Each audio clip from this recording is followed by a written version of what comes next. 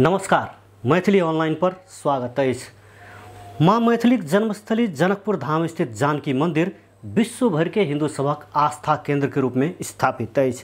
वास्तुकला कौशल के अनुपम नमूना के रूप में रहल एहि मंदिर में किस वर्ष एम्हर धार्मिक पर्यटक के आगमन बढ़त गेल अछि। मैथिली ऑनलाइन के रिपोर्ट।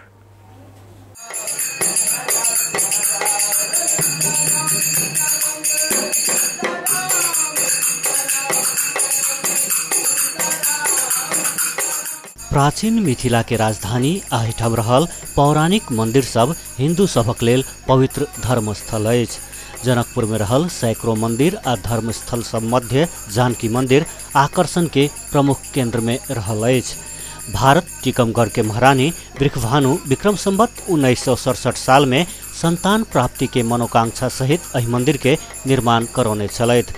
एहि मंदिरक निर्माण में तत्कालीन समय में 9 लाख रुपया खर्च भेलासँ ई मंदिर नौलखा मंदिर सेहो कहाइत अछि।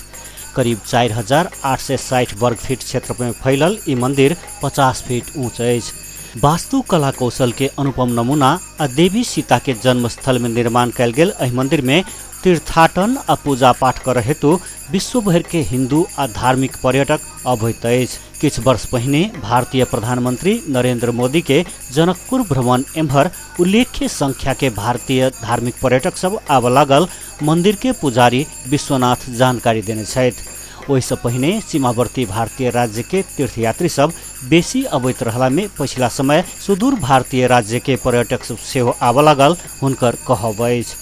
भारत के गुजरात राज्य से 3 दर्जन से बेसी महिला पुरुष के समूह बनाकर माता जानकी आ मंदिर के दर्शन करायल किशन भाई गढ़वी मंदिर कलात्मक आ भव्य रहल प्रतिक्रिया देने छथि। राम जन्म दिवस के अवसर में प्रत्येक चैत में रामनवमी, बैसाख में जानकी नवमी, अगहन में राम जानकी विवाह महोत्सव, आश्विन पूर्णिमा में कोजगरा तथा साउन भादो में झूला आ फागुन में परिक्रमा लगायतक महत्वपूर्ण तिथि सब में मंदिर में दैनिक रूप में हजारों धार्मिक पर्यटक अबैत अछि।